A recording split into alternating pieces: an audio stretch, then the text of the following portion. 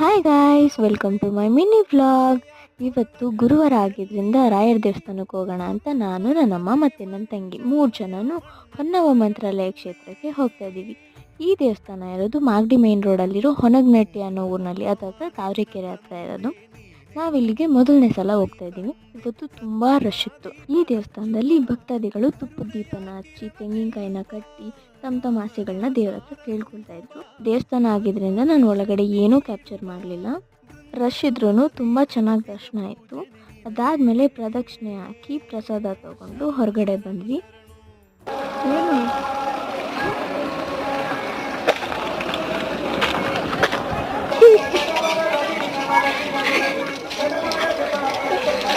ಹಿಂಗೆ ಆಗ್ಬಿಟ್ಟಿತ್ತು. ಹೆಂಗಾಗಿತ್ತು? ಸೊ ಇದಾಗಿತ್ತು ನನ್ನ ಮಿನಿ ವ್ಲಾಗ್. ಮತ್ತೆ ಇನ್ನೊಂದು ವ್ಲಾಗಲ್ಲಿ ಸಿಗ್ತೀನಿ. ಬಾಯ್.